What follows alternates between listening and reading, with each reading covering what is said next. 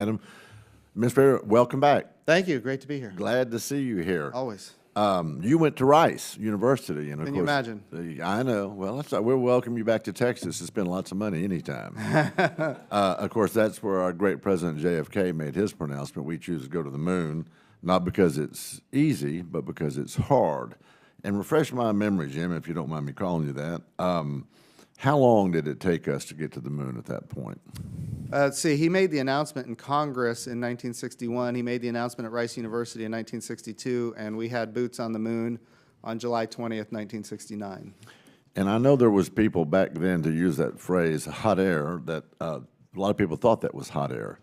But in reality, we actually got that job done.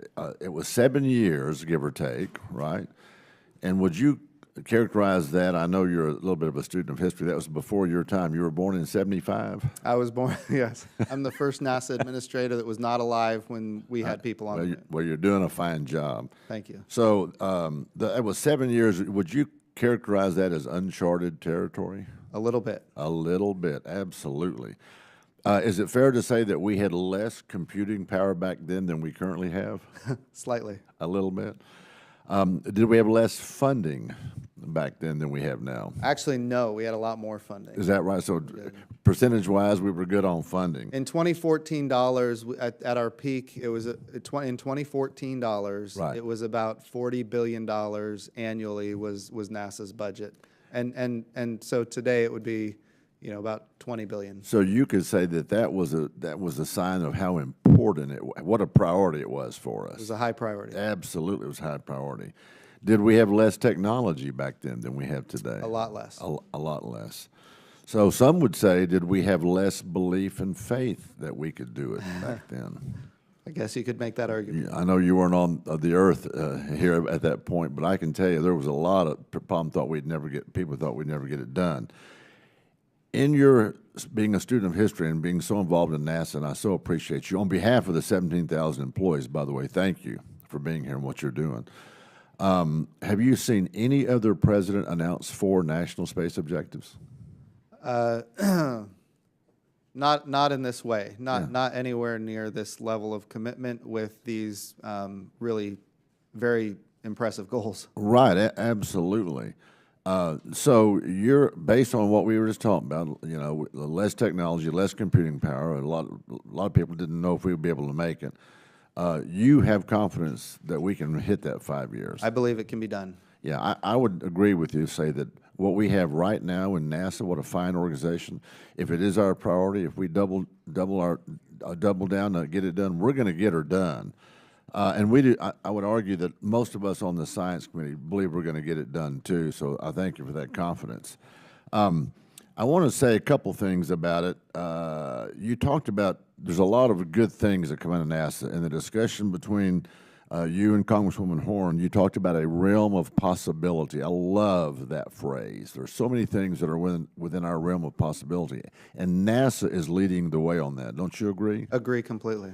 And I was listening to you all talk, and I was also listening to you talk about the reduction gear that had been developed by NASA for airplanes where it's flat on the bottom so that when they land, explain that again. Oh, I was just looking at the nacelles of an engine not too long ago, and I noticed that it flattens out at the bottom. But the reason it was flattening out is because the nacelles keep getting bigger and bigger. Yeah. And the question is, I didn't know why, but I learned that it's because of technology that NASA developed that in conjunction with our commercial partners to improve the fuel efficiency and the environmental, I guess, mitigation efforts of our industry so that we can improve exports for the United States of America. Absolutely. Was glad to hear your exchange about the climate change thing. America ought to be in the leadership. We ought to be developing that technology, and NASA can lead the way. And we have, yes. You betcha. Glad to hear that. And I'll just say this: we're looking at one space directive of 4 right now. Yeah, just one. That's right. And I will say that it's visionary. And Madam Chair, if I can be so bold as to say you love hearing about STEM, this is going to help our STEM program because it is visionary. I will say it's invigorating. Ma'am, we do need STEM to get there. Thank you for pointing that out. It's invigorating. You're going to see Americans get behind this, I believe, much as they did in 1961 and 62. I hope we're going to see bipartisanship out of this. I think we're going to see America get behind it, youth and STEM, as the chairwoman so appropriately pointed out. And look, I would argue that this is about American exceptionalism. Administrator Bridenstine, you made the comment that America needs to lead the way. And I will say that's exactly what's going to happen.